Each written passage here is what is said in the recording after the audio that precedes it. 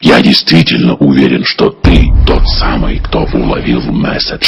Но почему я тогда смотрю на тебя как на говно? А разве ты смотришь на людей по-другому? Друзья, успокойтесь. Я понимаю каждого. Он хотел стать музыкантом, а вместо этого выращивает на жопе офисные пролежни. Она хотела стать актрисой, но научилась лишь имитировать оргазм, а все сцены и спектакли отыгрывает на кухне. И что в итоге?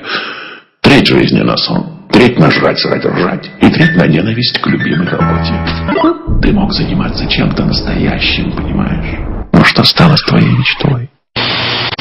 Но не ссыте, дорогие мои, мы все такие. Каждый сам по себе человек с большой буквы. Но вот нас двое, и кто-то из нас уже говно. Каждый смотрит на другого, жадно выискивая недостатки. Он живет с родителями. Она залетела, и он женится.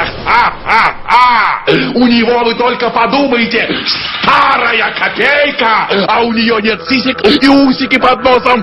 Вы ненавидите и презираете друг друга. И эта взаимная ненависть единственное, что делает вас целым. Я умный, вокруг козлы. Я честный, вокруг жульен. Я гений, вокруг быдло. Я Д'Артаньян, все пидорасы. Ну, если это всех воняет говном, может, это ты обосрался.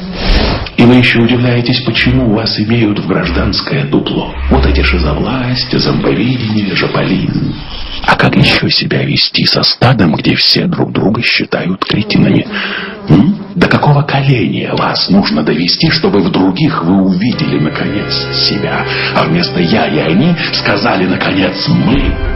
Вам это не объяснили и в прайм-тайм по будням на главном канале? Вам посоветовали быть уникальным и культивировать свою непохожесть, верно? Так продолжайте. Будьте оригинальны, станьте чемпионом по пролежням в своем отделе, получите Оскара за лучшую имитацию оргазма, кидайте партнеров на бабки, перегрызите друг другу глотки в спорах, кто лучше понял Фримана. Ну, как? Ваша коллективная, сознательная уловила месседж? Или вы по-прежнему чувствуете себя из